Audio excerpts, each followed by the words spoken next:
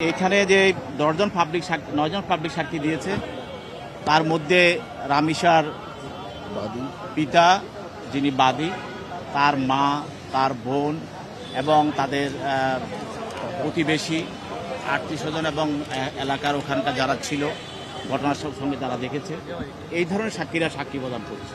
তো এই 9জন পাবলিক সাক্ষীর মধ্যে সবাই মামলাটা প্রমাণ করার জন্য যাহা যা প্রয়োজন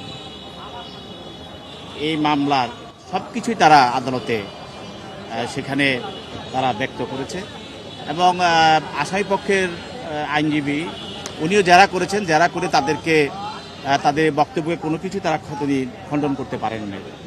এবং তারা ঘটনা যা দেখেছে, যা ঘটনা ঘটেছে, যে অবস্থা যে অবস্থায় দেখেছে সব কিছুই আদালতে বিশদভাবে তারা বলেছে। এই মামলাটায় প্রায় প্রমাণিত হয়ে গেছে এবং বাকি সাক্ষীগুলো যেটা আছে সেটাও গ্রহণ করা হবে।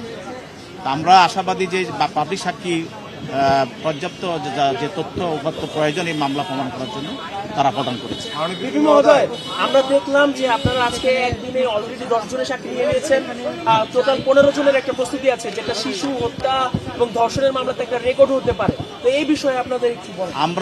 আপনি জানেন যে আমাদের যে 18 জন সাক্ষী সবাইকে আমরা সমন দিয়েছি, আমাদের প্রসিকিউশনের পক্ষ থেকে সমন দেওয়া হয়েছে।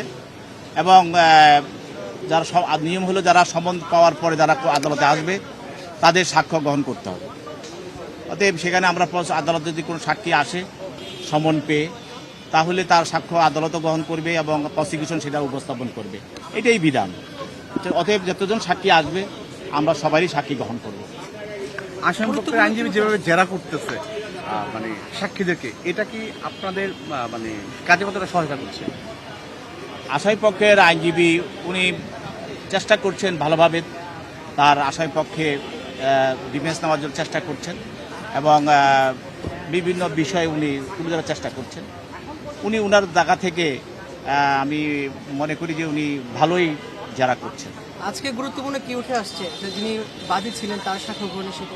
আজকের দিনের গুরুত্বপূর্ণ সাক্ষীর মধ্যে আমি আগেই বলেছি যে এই ঘটনা বা এই রামিসা হত্যা, রেপ এবং যে দর্শন করে তাকে হত্যা করা এবং তার অঙ্গ প্রত্যঙ্গ বিচ্ছেদ করা, এই বিষয়গুলি এই পাবলিক সাক্ষীর মধ্যে সবই উঠে এসেছে এবং সেটাই এই মামলা প্রমাণের জন্য আমরা মনে করি যথেষ্ট।